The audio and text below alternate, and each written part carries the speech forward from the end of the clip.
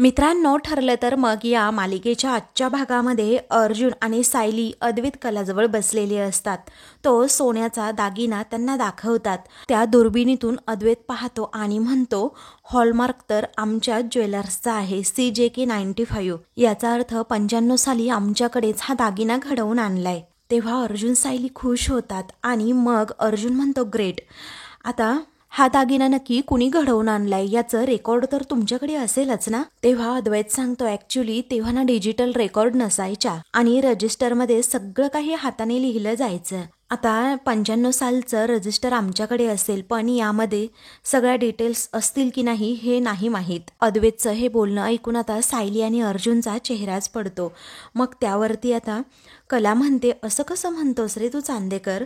आता 95 म्हटल्यानंतर आजोबाच सगळा कारभार पाहत असतील आणि मला नाही वाटत त्यांनी एकही नोंद ही चुकवली असेल. तेव्हा अद्वैत हो म्हणतो. तर सायली विचारते, आम्हाला ते रेकॉर्ड्स पाहायला मिळतील का, कारण हा दागिन्याचा तुकडा नक्की कुणाचा आहे हे आम्हाला कळणं ना खूप गरजेचं आहे.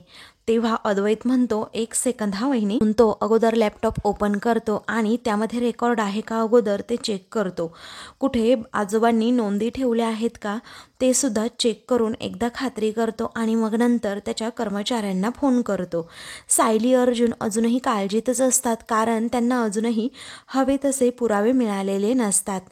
दुसरीकडे आता प्रियाचा ड्रामा मात्र सुरूच असतो. ती सारखी म्हणत असते, इथे माझे आई वडीलच नाही माझ्यावर विश्वास ठेवत तर माझ्या सासरचे तरी कसे ठेवणार, असं म्हणून रडण्याचं नाटक करते. तर रविराजला समजतं हिची झाली नाटकं सुरू. त्यावेळी प्रिया म्हणते, ती सायली ना असा साधा भोळा चेहरा करून वाटेल ते बोलत असते, पण तेच सगळ्यांना खरं वाटतं ना. माझं ना नशीबच फुटकं आहे. तेव्हा आता सुमन पुढे जाते आणि म्हणते, तन्वी बाळा शांत हो बरं. अगं माहेरपणाला आलेल्या मुलीने असं रडायचं नसतं. तेव्हा प्रिया रागातच म्हणते, कसलं आलंय माहेरपण, कसलं आलंय काय, आल्यापासनं फक्त आणि फक्त जाब विचारणं सुरू आहे. तुला कॉफी हवी आहे का, तुला भूक लागली आहे का, असं कुणीही विचारलेलं नाहीये आणि तसंही हीच किंमत आहे ना या घरात माझी. तेव्हा सुमन म्हणते, नाही ग बाळा असं नाहीये, मी तुला विचारणारच होते. तेव्हा नागराज म्हणतो, अगं नुसती उभी का आहे, मग जा ना तिच्यासाठी काहीतरी खायला बनव. मग सुमन सांगते, हे बघ बाळा तन्वी, तू अजिबात जेवल्याशिवाय जायचं नाहीये, आता मी मस्त खीर करते, आले हा मी. तेव्हा प्रतिमा म्हणते, मी सुद्धा येते तुझ्या मदतीला. त्याच वेळी आता प्रतिमा सुद्धा तेथून किचनकडे निघालेली असते. मग रविराजला तितक्यातच एक कॉल येतो, त्यामुळे तो फोनवर बोलत बोलतच आता बाहेर जातो. त्यानंतर आता तिथे कुणी नाही हे पाहताच नागराज प्रियाला म्हणतो, चल ना बाळा जरा बाहेर, चल बाहेर. मग प्रिया त्याच्या पाठोपाठ बाहेर जाते. बाहेर आल्यानंतर नागराज भडकतो आणि म्हणतो, नाईच्या नजरेतून तुझा खोटारडेपणा सुटला नाही का, काही लेवलची माती खाल्ली असेल ग तू. आता गोडगोड बोलण्याचा, चांगलं चांगलं वागण्याचा तुला कंटाळा आला की काय. मग आता ती रागातच म्हणते, फक्त 5 मिनिटासाठी ना साखरेत घोळवलेली सून बनवून दाखवा, मग मानेल मी तुम्हाला. तेव्हा रागातच तो म्हणतो की स्वतःचं काम तू धड करत नाही आणि मला कसला ॲटिट्यूड दाखवतेस ग. तेव्हा प्रिया आता विचारते, काय हो तुम्ही काय करताय, प्रतिमाला त्या गोळ्या द्यायला सांगितल्या होत्या, त्या देताय ना तुम्ही व्यवस्थित. मग आता नागराज म्हणतो, हो देतोय, पण आधीमध्ये असं विसरतो मी, पण मी वेळेवर देतोय काही वेळी गोळ्या, आणि ऑलरेडी त्या गोळ्या संपल्या आहेत, आता मागवाव्या सुद्धा लागतील. तेव्हा प्रिया खूपच भडकते आणि विचारते, काय हो तुम्ही मला आत्ता सांगताय का हे. प्रतिमाच्या मेंदूवरचं जळमट आहे ना ते वाढवत ठेवायचं असेल ना, त्यासाठी रेग्युलरली गोळ्या देणं ना खूप गरजेचं आहे, असं म्हणून ती नागराजवरच आता खूप चिडते. तेव्हा नागराज म्हणतो, अगं माहिती आहे ना मला, आपण संपल्या आहेत गोळ्या, मी देतोय ना तिला गोळ्या, तू मागव ना त्याच्याकडनं गोळ्या मागव. मग प्रिया रागातच म्हणते, काय हो तुम्हाला एवढं सोपं वाटतंय का ते, कारण आपलं डोकं दुखायला लागल्यावरती आपण मेडिकलमध्ये जाऊन म्हणतो, जरा डोकेदुखीवरचं औषध द्या. तसं काय सांगू त्या मेडिकलवाल्याला, माझी हे ना तिला फार वेड करायचंय आणि त्याच्यासाठी म्हणून मला औषध द्या. अहो काय बोलताय, तुम्हाला तरी कळतं का. तेव्हा तुझा आहे ना तो माणूस, तो देतोय ना गोळ्या, आता कर की फोन त्याला आणि कर ना काहीतरी ॲडजस्ट. तेव्हा प्रिया रागातच म्हणते, आता काय करायचं ना ते मी माझं बघून घेईन, तुम्ही राहू द्यात आता. मग त्यानंतर आता प्रिया ही लगेच तिच्या त्या माणसाला कॉल करते आणि म्हणते की, हॅलो हे बघ, तू मला ज्या गोळ्या देतो ना हो, त्याच ज्याने मेंदू स्लो काम करतो. काही कळेनासं होतं, ब्रेन फॉक होतो, त्याच गोळ्या मला पुन्हा हव्या आहेत. नागराज आता प्रियाकडे पाहतच राहतो. मग त्यानंतर प्रियाला समोरून सांगण्यात येतं लगेच मिळणार नाही गोळ्या. तेव्हा ती म्हणते हो रे चालेल, तुला द्यायच्या ना तेव्हा दे त्या गोळ्या. तेव्हा आता तुला हवे तेवढे पैसे देईल असं म्हणून ती फोन ठेवते आणि नागराजला सांगते की काही दिवस लागतील गोळ्या यायला. मग आता तो म्हणतो चालेल, पण त्या अगोदर वहिनीचा मेंदू हा दादापेक्षा अगदी फास्ट नाही चालला म्हणजे बरं होईल. तेव्हा प्रिया अजूनच रागात नागराजकडे पाहते तर तो गप्प राहतो. तर दुसरीकडे कला ही सायली आणि अर्जुनला सांगते, तुम्ही मागच्या 10 वर्षातले कोणतेही रेकॉर्ड मागितले असते ना तर तुम्हाला एका क्षणातच मिळाले असते, कारण मागच्या 10 वर्षापासून ना सगळं डिजिटलाइज झालंय. तेव्हा सायली म्हणते आमचं नशीब असेल तर त्या रजिस्टरमध्ये आम्हाला नक्कीच माहिती मिळेल. तेवढ्यातच पिऊन आता तेथे येतात आणि दरवाजा ठोठावतात.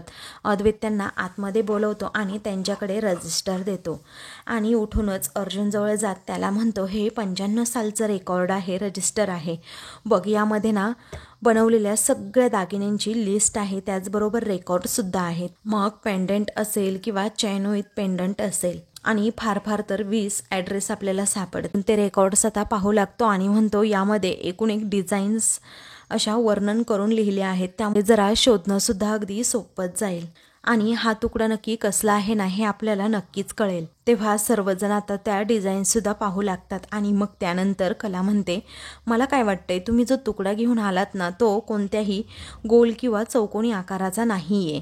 तो तुकडा आहे ना तो कोणत्या तरी अक्षराचा आहे आणि आपण त्याच हिशोबाने आता बघायला हवं. तर कला आणि अद्वैत हे दोघेही, त्याचबरोबर अर्जुन सुद्धा त्यांच्या मदतीला पुढे येतो आणि एक एक रेकॉर्ड चेक करू लागतात. तेव्हा 5 एप्रिलचं रेकॉर्ड त्यांना सापडतं आणि यू अक्षरावरून ते पेंडंट तयार केलेलं असतं. मग अर्जुन विचारतो हे असेल का? तेव्हा अद्वैत विचार करतो तर कला म्हणते नाही भाऊजी, तो जर यूचा तुकडा असताना तर त्याची दोन्हीही टोकं एवढी जवळ नसती. आता मला असं वाटतंय दुसरं काहीतरी अक्षर असावं. तेव्हा अर्जुन म्हणतो ठीक आहे आपण पुढे बघूयात असं म्हणून ते सर्वजण पुढे पाहू लागतात. तेव्हा 22 जून 1995 हे पहा, ह्या तारखेचे सगळे डिटेल्स पहा, रेकॉर्ड पहा असं सायली सर्वांना सांग. म्हणजेच वर्णनाप्रमाणे आकार काहीतरी वेगळाच दिसतोय. हा असू शकतो का? तेव्हा अद्वैत म्हणतो नाही वहिनी, या पेंडंटच्या तुकड्यामध्ये ना हिरे आहेत, हिरे, आणि या डिझाईनमध्ये अजिबातच हिरे नाहीयेत. मग त्यानंतर ते पुढे आता पाहू लागतात तर अर्जुनला एक एस आकाराचा तुकडा दिसतो आणि त्यावर हिरे सुद्धा लावलेले असतात.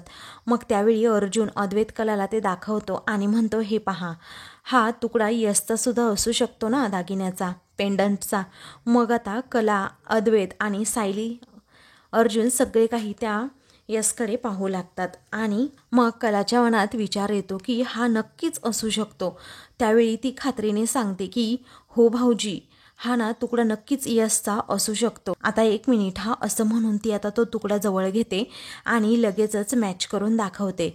पण तो असा अर्धा तुटलेला असल्यामुळे पटकन समजत नाही, पण तो यसचाच तुकडा आहे अशी 100% खात्री सर्वांना पटलेली असते आणि त्यावर हिरे सुद्धा लावलेले असतात. तेव्हा अर्जुन आणि सायली एकत्रच यस असं म्हणतात आणि एकमेकांकडे पाहतात. तेव्हा आता काय झालं असं अद्वैत विचारतो. तेव्हा अर्जुन म्हणतो याने ना आम्हाला खरंच खूप मोठी मदत होणार आहे का 8 ऑगस्ट 1995 कस्टमाइज दागिना आहे. तेव्हा सायली विचारते म्हणजे? मग अद्वैत म्हणतो ज्या व्यक्तीने याची ऑर्डर दिली आहे ना त्याने त्याच्या हिशोबाने बनवून घेतलंय आणि यावर त्यांचं नाव सुद्धा आहे. तेव्हा कालिंदी महाडिक असं त्यामध्ये नाव असतं. मग आता अर्जुन विचार करू लागतो हे कालिंदी महाडिक नक्की कोण असतील. मग त्यानंतर कालिंदी महाडिक तुम्ही त्यांना ओळखता का असं अर्जुन विचारतो. तेव्हा आता अद्वैत म्हणतो नाही रे, मला नाही वाटत की पर्सनली आबासुद्धा त्यांना ओळखत असतील, कारण आबा ज्या पर्सनली कस्टमरला ओळखतात ना त्या कस्टमरसमोर एखादी अशी खून करून ठेवतात, ती खून या नावासमोर नाहीच आहे. तेव्हा अर्जुन खूप खोलात जाऊन विचार करतो आणि यसचं कस्टमाइज पेंडंट बनवणारी ही कालिंदी महाडिक नावाची व्यक्ती आहे तरी कोण याचा शोध घेण्याचं ठरवतो. दुसरीकडे आता प्रिया आणि नागराज हे दोघेही घरात येतात आणि आल्यानंतर आता तेथे टेबलवर प्रतिमाचा फोन असतो तर प्रतिमाचं त्याकडे लक्षच नसतं. ती आपली आपापल्या कामामध्ये व्यस्त असते आणि सुमन सुद्धा. त्या दोघींचं लक्ष नसताना भामटी प्रिया आता प्रतिमाचा मोबाईल हातात घेते. काही वेळानंतर प्रतिमा आता तेथून रूममध्ये जायला निघते. तिचं लक्ष प्रियाकडे नसतंच. मग आता प्रिया जेव्हा मोबाईल घेते आणि ओपन करते तेव्हा नागराज विचारतो काय करतेस, तेव्हा ती म्हणते प्रियाचा दिमाग खूप शातीर आहे, ही गोष्ट ना तुम्ही जरा लक्षात ठेवा. असं म्हणून ती आता पूर्णाजींना प्रतिमाच्या मोबाईलवरून मेसेज करते की पूर्णाई हे पहा, तुम्ही माझ्या तन्वीवर असे खोटारडे आरोप करता किंवा ती खोटी आहे असं म्हणवता, परंतु मला ते अजिबात आवडलेलं नाही आहे. जर पुन्हा माझ्या लेकीवर असले आरोप झाले तर मी कायमची तिला माहेरी घेऊन येईन. असा मेसेज ती पूर्णाजींना प्रतिमाच्या मोबाईलवरून करते. तेव्हा नागराज तो मेसेज वाचतो आणि म्हणतो अरे वा, तू तर खूप हुशार आहेस ग, आता तू चांगलीच ठिणगी टाकली आहेस. मग त्यावेळी प्रिया म्हणते पण आता या ठिणगीचा वणवा पेटायला जास्त वेळ नाही लागणार. तर आता प्रिया आणि नागराज हे दोघेही गालातच हसतात, कारण आता वणवा तर पेटणार असं त्या दोघांनाही वाटत असतं. तर दुसरीकडे पूर्णाजी आणि कल्पना या दोघीही हॉलमध्येच बसलेल्या असतात. पूर्णाजींच्या हातात मोबाईल असतो. तेवढ्यातच आता त्यांना प्रतिमाचा तो मेसेजसुद्धा आलेला असतो. मग त्या मेसेज तो वाचतात आणि कल्पनाला दाखवतात. तेव्हा आता कल्पना आणि पूर्णाजी या दोघींनाही टेन्शन आलेलं असतं. तोपर्यंत प्रिया आता घरात येऊन सुद्धा पोहोचलेली असते आणि मनातच विचार करते अरे बापरे, म्हणजे हा मी पाठवलेला मेसेज ह्या वाचतायत वाटतं, आत्ता येणार खरी मज्जा. असं म्हणून ती आता आतमध्ये जाते. मग पूर्णाजी आता म्हणतात की कल्पना बघ प्रतिमाला कॉल कर, मला चैन नाही पडणार, तिने काय असा मेसेज पाठवलाय ना मला कळतच नाहीये. हा प्रिया पुढे जाते आणि विचारते काय आईने मेसेज केलाय, काय केलाय मेसेज मलाही दाखवा ना, असं मुद्दाम म्हणून ती विचारत असते. तेव्हा कल्पना ही प्रतिमाला अगोदर कॉल करते. तेव्हा फोन केल्यानंतर प्रिया खूपच खुश होते. त्यावेळी दुसरीकडे आता प्रतिमा ही पूर्णाईंचा आलेला कॉल रिसीव करते आणि हॅलो असं बोलते. त्यावेळी कल्पना विचारते काय ग प्रतिमा, फोन स्पीकरवर आहे आणि पूर्णाईसुद्धा आहेत, अगं मला सांग तुझी तब्येत कशी आहे. तेव्हा प्रतिमा म्हणते माझी तब्येत अगदी ठीक आहे. तेव्हा काय झालं असं प्रतिमा विचारते. त्यावेळी कल्पना सांगते अगं तू जो मेसेज केला ना ते आम्हाला खूप खटकलं आणि म्हणूनच तुला विचारतोय की तुझी मनस्थिती ठीक आहे ना. तेव्हा आता प्रतिमालाच धक्का बसतो आणि ती विचारते काय, कोणता मेसेज, कुठला मेसेज. हे ऐकून आता पूर्णाई आणि कल्पनालाच धक्का बसतो. तेव्हा कल्पना म्हणते थांब हा मी तुला सांगतेच आता, असं म्हणून ती तो मेसेज, तेव्हा आता कल्पना तिला तो मेसेज पुन्हा वाचून दाखवते की पूर्णाई माझ्या तन्वीवर खोटारडेपणाचे आरोप करणं बंद करा, नाहीतर मी माझ्या तन्वीला कायमची अगदी माहेरी घेऊन येईल.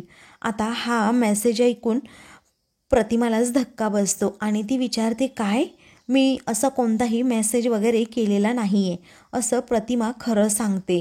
तर प्रिया आता गालात हसते आणि मग नंतर ती पूर्णाजी आणि कल्पनाकडे पाहते. त्या दोघींनाही आता समजलेलं असतं की मेसेज तर आता प्रतिमाच्याच मोबाईलवरून आलाय आणि आत्ता प्रतिमा म्हणतीये की मी नाही केला मेसेज म्हणून, असं कसं. आता दुसरीकडे प्रतिमा थोडी घाबरते आणि म्हणते कल्पना अगं पूर्णाईंशी या सुरामध्ये मी बोलेन का ग कधी. तेव्हा कल्पना आणि पूर्णाजी या दोघीही आपल्या गप्प राहतात, कारण त्यांना माहीत असतं की प्रतिमा कधीही खोटं बोलणार नाही. पूर्णाजी म्हणतात हो मलाही तेच वाटलं की तू असं कधीही बोलणार नाही आणि असा मेसेज तर कधीही पाठवणार नाही. त्यावेळी प्रिया विचारते आई पण हा मेसेज ना तुझ्याच नंबरवरून आलाय, तू तो मेसेज करून नंतर विसरून गेली आहेस का. अगदी तिला वेडं ठरवतच प्रिया मोठ्याने विचारत असते. तेव्हा प्रतिमा मात्र तिच्या मतावर ठाम असते. ती प्रियावरच ओरडते आणि म्हणते नाही ग, मी कुणाची शपथ घेऊन सांगू की मी असं काहीही केलेलं नाहीये आणि हा मेसेज तर मी अजिबातच केलेला नाहीये, असं बिचारी जरा घाबरतच म्हणते. तेवढ्यातच आता प्रतिमाजवळ रविराज येतो आणि विचारतो काय झालं प्रतिमा. मग आता ती म्हणते बघा ना हो काय गोंधळ होऊन बसलाय, पूर्णाईंना ना कोणीतरी माझ्या फोनवरून केवढा उद्धट मेसेज केलाय. तर इकडे प्रिया आता जरा घाबरलेली असते, कारण रविराज आला आहे म्हटल्यानंतर आता काही आपलं खरं नाही असं तिला मनातून वाटत असतं. दुसरीकडे प्रतिमा म्हणत असते अहो मी असा मेसेज करेल का पूर्णाईंना तरी कधी, आणि खरंच मी केलेला नाहीये तो मेसेज. तेव्हा रविराज आता म्हणतो थांब मी बघतो प्रतिमा, तू नको टेन्शन घेऊस, असं म्हणून तो पूर्णाईंबरोबर बोलू लागतो. हॅलो. तेव्हा आता पूर्णाजी न बोलता प्रिया म्हणते, बाबा बाबा अहो मला एक विचारायचे, आई तिच्या गोळ्या परत घेत नाहीये का हो वेळेवर? आता दुसराच विषय प्रिया ही उकरून काढते. विराजीकडे धक्क्यानेच आता प्रतिमाकडे पाहतो, कारण जसं म्हणतीये तसं वेळेवर जर प्रतिमा गोळ्या घेत नसेल तर मग हा प्रॉब्लेम विसरण्याचा नक्कीच होऊ शकतो तिला, असंही रविराजच्या मनात येतं. मग पुढे प्रिया म्हणते की बाबा ती एक काम करते आणि मग नंतर ना सगळ्या गोष्टी आपल्या अशा विसरून जात असते. बिचारी आई असं म्हणून काळजी असल्याचा ती आव्हानात असते. मग प्रिया त्यानंतर दुसराच विषय उकरून काढते आणि म्हणते, बाबा आपण आईच्या गोळ्या औषधं बदलायची का किंवा ट्रीटमेंट बदलायची का? म्हणजे आईला त्याने काहीतरी फरक पडेल की आईचा आजारपण असंच वाढत राहील बाबा, असं म्हणून ती आता खोटं नाटं उगीच रविराजला सांगू लागते. तर प्रतिमाला मनातून कुठेतरी माहीत असतं की मला काहीही झालेलं नाहीये आणि माझ्या बाबतीत असं काहीही होत नाहीये. मला अगदी व्यवस्थित सगळं काही आठवतंय, जे काही काम करते ते सुद्धा मला व्यवस्थित येत. प्रतिमा आपल्याच विचारात असते. त्यानंतर रविराज म्हणतो, 1 मिनिट, तो मेसेज नक्की काय केलंय ना हे मी अगोदर पाहतो. मग आता रविराज चेक करत असतो तर दुसरीकडे प्रिया त्याचबरोबर कल्पना आणि पूर्णाजी या तिघीही जरा टेन्शनमध्येच असतात. त्यावेळी आता रविराज सांगतो, हॅलो 1 मिनिट, पण प्रतिमाने केलेला मेसेज इथे दिसतच नाहीये.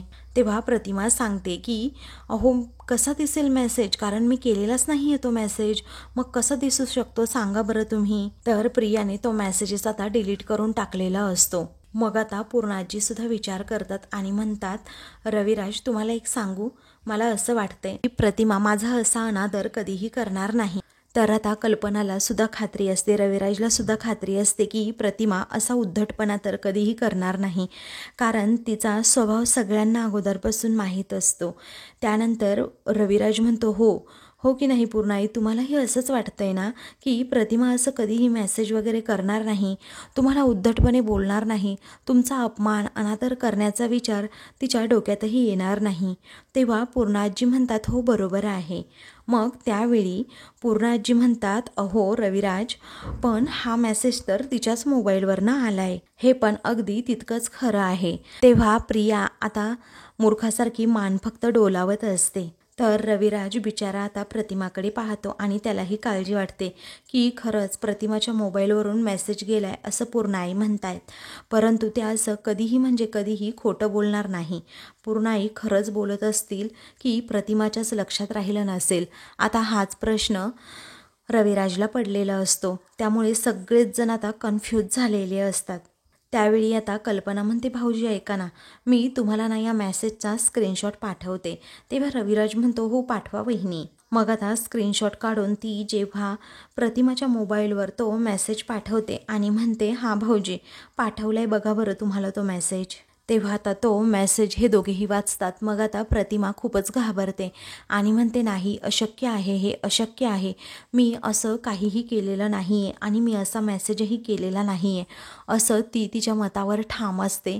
आणि रविराज, पूर्णाजी आणि कल्पनाला तसं सांगते की खरंच मी हा मेसेज केलाच नाही आहे. तेव्हा रविराज सुद्धा म्हणतो, हो अशक्य आहे पूर्णाई हे. इकडे प्रिया मात्र आता डोक्यालाच हात लावते, कारण तिला माहीत असतं ह्या घरातलं तरी कोणी ओळखणार नाही की तो मेसेज मीच केला होता, म्हणूनच तिने तो मेसेज प्रतिमाच्या मोबाईलमधून डिलीट करून टाकलेला असतो. तर या मेसेजवरून उडालेला गोंधळ दूर करायचाच कसा, हा प्रश्न रविराज आणि प्रतिमाला पडलेला असतो.